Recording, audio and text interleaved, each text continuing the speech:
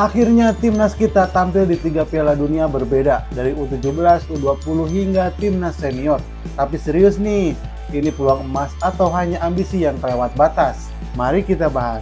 Indonesia punya jalur yang jelas buat lolos. Timnas U20 harus masuk semifinal Piala Asia di Tiongkok. U17 cukup jadi runner-up di fase grup Piala Asia, dan timnas senior harus minimal jadi runner-up di babak ketiga kualifikasi Piala Dunia 2026. Dengan target-target ini, potensi ke Piala Dunia mulai kelihatan nyata, guys. Tapi ingat, semua ini tergantung performa dan keberuntungan kita, bukan hanya soal lolos di grup atau babak tertentu. Yang jadi tantangan utama adalah bagaimana pemain-pemain muda ini bakal bersaing di kancah Asia yang levelnya jelas berbeda. Strategi timnas U20 Indonesia akan datangkan 3 pemain keturunan demi mewujudkan mimpi lolos Piala Dunia U20. Tapi apa ini cara yang benar? Strategi naturalisasi memang sudah jadi tren di sepak bola di dunia, dan pemain-pemain ini seperti Tim Geepens, Dion Marks, dan Kaya Simons diharapkan bisa menambah kualitas timnas U20. Mereka sudah bermain di level Eropa yang tentunya punya pengalaman lebih dibanding pemain lokal, terutama dalam hal mental.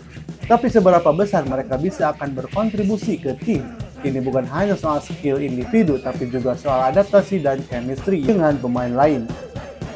Naturalisasi bisa jadi solusi, tapi kita tetap butuh pengembangan bakat lokal untuk menciptakan peluang jangka panjang. Peluang besar timnas U17. Timnas U17 punya peluang besar untuk masuk ke Piala Dunia 2025 karena cukup hanya dengan finish sebagai runner-up di fase grup sudah bisa bermain di level dunia. Tapi jangan anggap enteng, tantangan ini berat.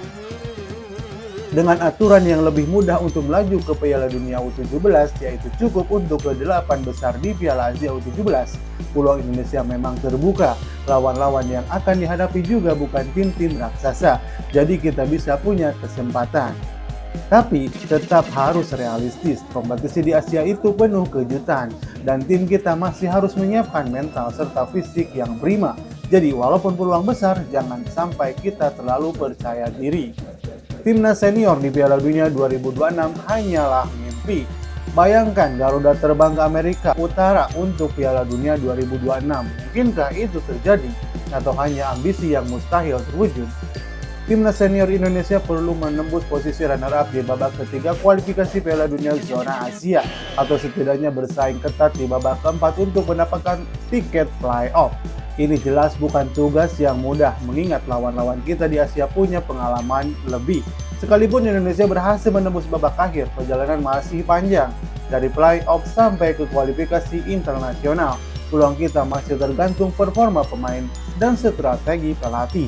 Ini adalah langkah besar yang butuh persiapan matang, bukan sekedar optimisme semata. Tapi dengan kualitas pemain yang ada, kita sangat layak berada di Piala Dunia 2026. Apalagi pemain naturalisasinya bakal ditambah. Kesiapan 3 level Piala Dunia untuk Indonesia. Kalau Indonesia berhasil lolos di 3 level Piala Dunia, ini bakal jadi sejarah. Tapi apakah sepak bola kita benar-benar siap buat level itu? Mimpi untuk tampil di 3 level Piala Dunia dalam satu waktu menunjukkan kalau Indonesia punya ambisi besar. Berbagai program dan rencana sudah dijalankan, termasuk mengasah talenta muda dan naturalisasi pemain yang punya pengalaman Eropa. Namun sepak bola bukan hanya soal lolos. Ada banyak PR yang masih harus kita selesaikan dari segi infrastruktur, pelatihan, hingga mental bertanding. Kalau kita mau tampil dan bersaing di level dunia, kita harus pastikan bahwa ini bukan sekedar pencapaian sementara, tapi langkah menuju kejayaan yang berkelanjutan. Lalu, gimana tanggapan kalian? Akankah mimpi timnas kita jadi kenyataan? Komentar sob cuy!